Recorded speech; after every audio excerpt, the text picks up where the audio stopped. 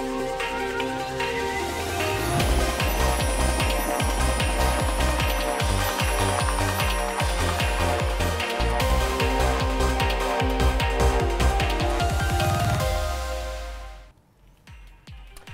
is day 3 of the test match between India and West Indies at Hyderabad. It is a Sunday. Can it be a super Sunday for the Indian team? Because plenty to look forward to. There you have it. That's the score at the moment. 308 for India in their 81 overs. Just 3 runs behind West Indies, who got 311 in their first innings. As I said, can it be a super Sunday? Plenty to look forward to. There is Rishabh Pant there. Now he got those 90 odd in Rajkot. He'd be looking to get to that 3-figure mark. And then you got Ajinkya Rahane. He's had a barren run as far as hundreds are concerned. This would be his first 100 this year. So that's another thing that you can look forward to. 85 not out, Pant, 75 not out is Ajinkya Rahane at the moment. Joining me, Ajit, Agarkar, Courtney, Walsh. Courtney, I'll start with you. This is that crucial partnership for India. West Indies, I'm guessing, will take the new ball. So the first few overs going to be crucial for them? Yeah, the first few overs is definitely going to be crucial. West Indies will want to try and make breakthroughs, try and make inroads, try and utilize the new ball. And it's going to be a testing time because they need to get wickets to try and get back into this test match. So they've got to probably throw caution to the wind and try and break this partnership and try and get a couple of wickets to not give India a big lead. So the new ball is going to be critical this month. Right. We saw a period of play towards the end, Ajit, where looked like the Windies were waiting for things to happen. I mean, I had no plan. Do you think the break came at the right moment? Now they've had a evening to ponder over and then come up with fresh plans? Yeah, they'll be fresher as well. I think third day pitch, you don't know whether, I can't imagine it doing too much, but the new ball should definitely help. We saw Umesh's ball swung around in the morning yesterday, a little bit more than the first day. So, yeah, they'd be hoping. They need to get these two out. I think if they can get these two out early, then they have a chance of restricting India to a manageable lead, because at this point, these two get through that first half an hour, 40 minutes, then suddenly the batting starts looking even longer with Ashwin and Jadeja coming in. Bowlers starting to get a lot more tired. West Indies need wickets, otherwise India will be in a comfortable position come lunch. Okay, could you elaborate on that, Courtney? As we was talking, we looked towards that final session, looked like things were just going along. We didn't see any sort of a plan from the Windies. What would you like for their bowlers to do now to break that partnership that's much needed for them? Well, I think this morning they have to come out fresh. And when I say fresh, I mean with fresh ideas. Think about how to get the wicket, how to break this partnership. They've got to be aggressive with the new ball and, have one or two attacking fielders as well. Because if India gets settled in, they're going to get a big lead. So you have to try to break this partnership, one. And then with the competition going on between Jadeja and Ashwin, it's very good from an Indian point of view because they know that they're battling and batting well. They've been shuffling the batting order from time to time, so they've got something to play for as well. So they have a point to prove. So that's good and healthy for India. From a West Indian point of view, they need to try and break the partnership and not let any of the other batsmen that's coming in get settled.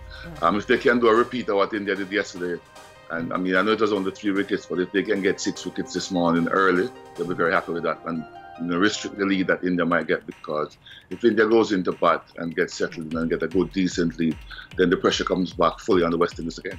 Okay, just more consistency, I think, with the length. I think Holder showed it.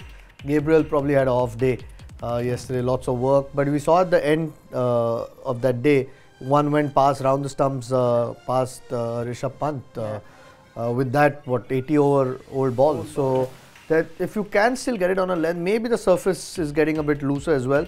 Odd ball might go through, odd ball might go a bit slower.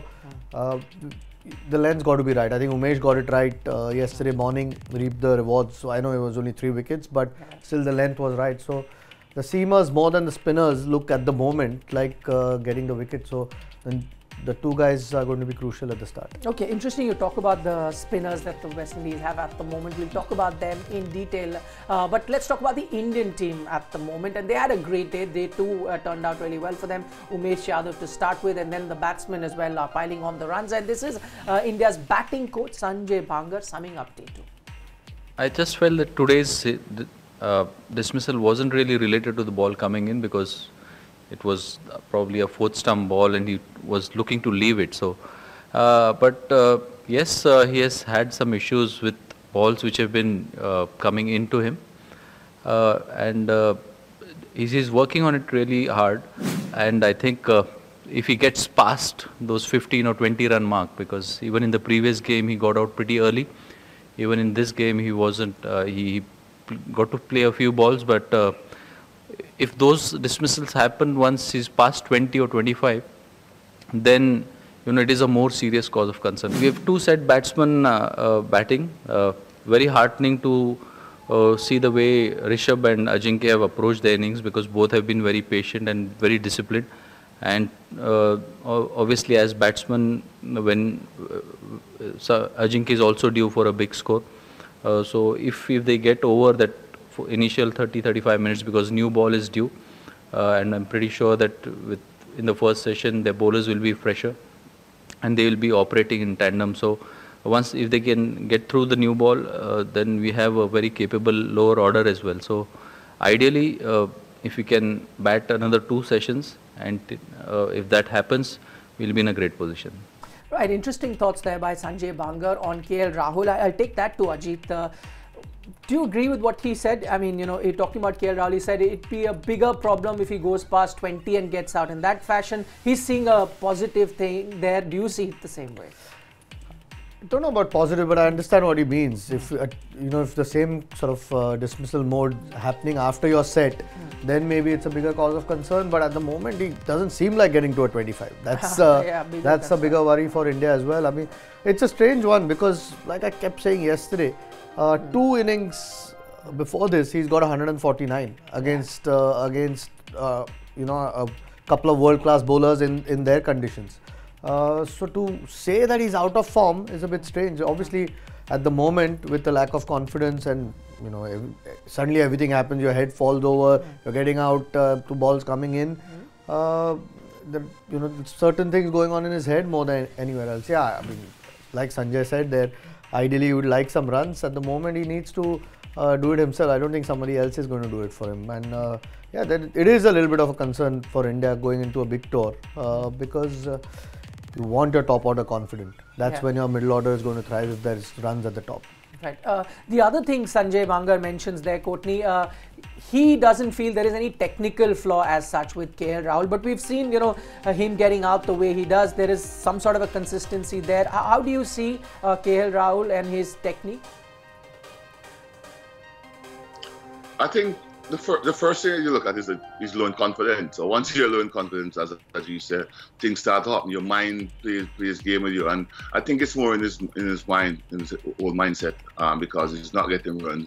So sometimes he just seems to be falling over just a little bit, and the next time his foot movements is not as precise as he would like it to be. So he plays a bit late, and I think that's probably why he's having some of the inside edge. But I don't think it's any major technical fault. I think basically he's low on confidence, and when that happens, the foot move late, the head move a bit later, the hands and everything that just doesn't coordinate, and he's going through that phase at the moment.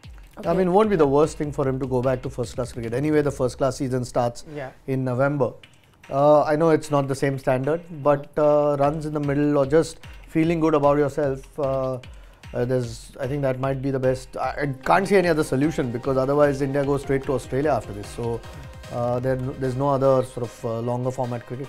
Okay, the other bit I'm looking at, because plenty of questions were asked about KL Rahul, whether he'll go to Australia or not. If I was to read between the lines, what Sanjay Bangar said, the team does have confidence in him, and that's a sign that they're going to stick with him at least. Yeah, I can't imagine who would they pick in his place. That's the other thing. I mean, you've invested in the guy, 30 odd tests now, 2 innings back again, got 149. So he's got a score. I can't imagine them leaving KL. You can see the obvious potential or the talent that he has to succeed. He's already got 100 in Australia. So I'd be very surprised if he's not on that flight. Okay, now let's talk about the West Indies bowling, and we briefly mentioned their spinners when we started this particular discussion. I'll come to you, Courtney. Fast bowlers, Holder still picking up that wicket, and we saw, how at one point Gabriel also looked menacing towards the end, but it's the spinners that have disappointed. Did you expect a little bit more for them? And as we've been saying, effectively they were playing with 4. Well, you'd expect that in India. People always expect that India is going to be turned in paradise and stuff, and the spinners are going to come into their own. But you still have to be consistent. And I mean, Warwick hasn't played Test cricket for a while, so this is his first Test match back in. So I wasn't expecting a big deal from him, not yet anyway. I'm expecting him to play more of a part in the second innings if that was the case, or if that is the case. Bishu, similar, bowled a lot better in this Test match so far. Probably hasn't got any wickets to show for it, but obviously in the last Test match, you could see that he needed a little bit more bowling.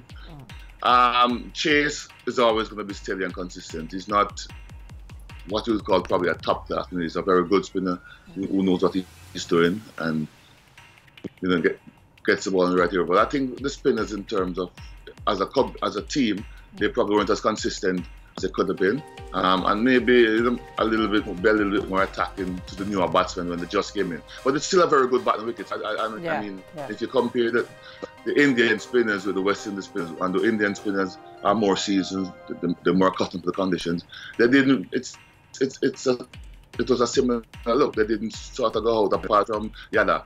Okay. Who, sometimes it's difficult to read. Sure. They played the other spinners with ease. Right.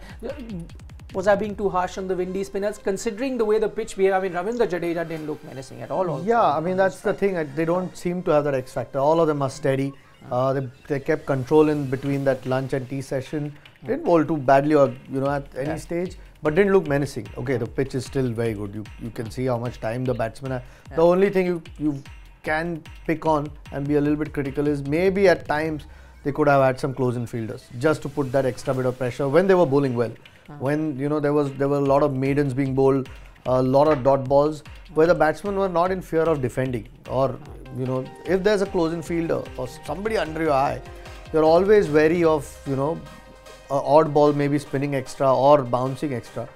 Puts a little bit of doubt on how you defend, or just put that stride forward and defend. So that's the only thing you can probably be critical of, but you can see they're all steady spinners. Kuldeep's the only guy in this game yet.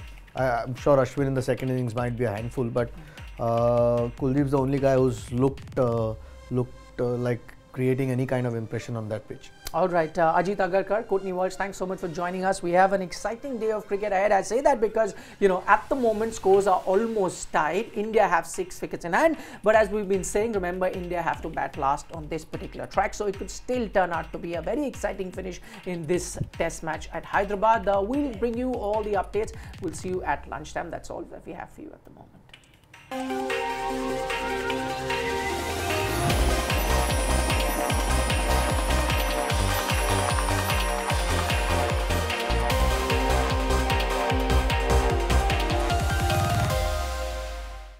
Don't forget to like, share, subscribe and leave your comments in the comment section below. Click on the bell icon for notifications.